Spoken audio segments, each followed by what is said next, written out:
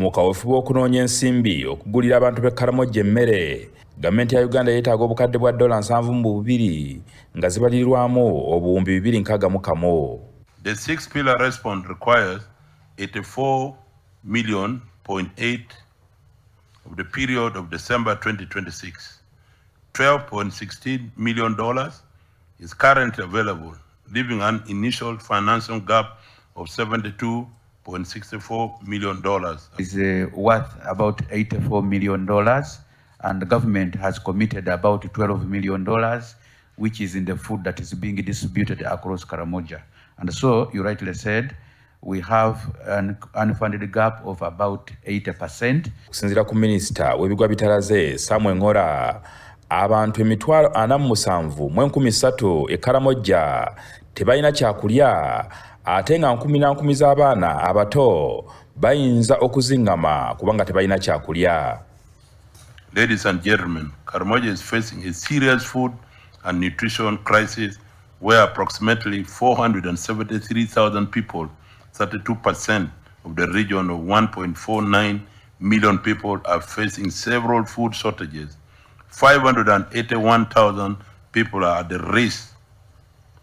Over 30,000 children at risk. Abakungu okuva mu ofisi ya Ssaabaminisita nga bakulemberwa Davis Mwenyi bakoze ekiwandiiko nnamutayika gavumenti kwegenda okusinziira okugoberera okunoonyeza abantu b'e Karamoja obuyambi. This is just a response for this catastrophe, but we think it cannot be sustained for a long time.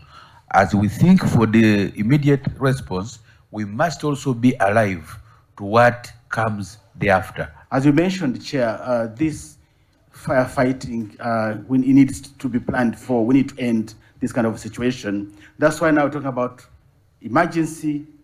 Now we're talking also about recovery period of 3 years, and then fully get into the Karamoja Regional Development Plan.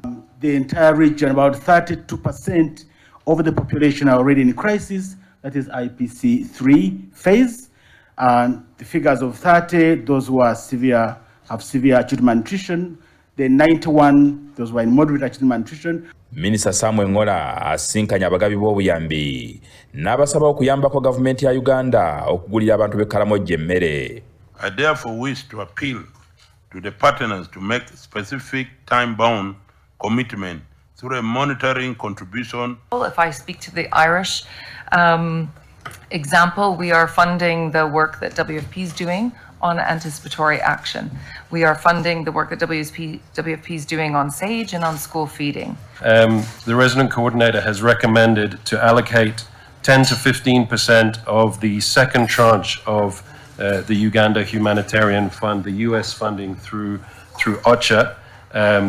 The full package is 75 million, so 10 to 15% of that, it needs to go through various approval processes. Because what we need to trigger the RRO is to have the response plan and to discuss with the Minister of Finance to sign the legal agreement to be able to put it in place.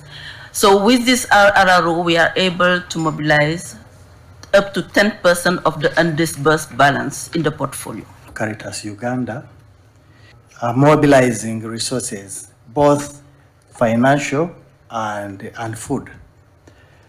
And already our first trucks have gone to Karamoja. Bano bategeezezza nti akulira ekitongole ky'ensi yonna ekivunaanyizibwa kugaba emmere Kiwaali Food Program agenda kukyalako mu Uganda okutandika n'olunaku lw'enkya ng'ezimu ku nsonga ezimuleeta kuyamba abantu b'e Karamoja. Our acting executive director will be in Uganda from tomorrow evening and through Friday. He will meet with all key donors, and Karamoja and the wider El Nino impact is right at the top of his priority list. I know he's very keen to meet with you as well.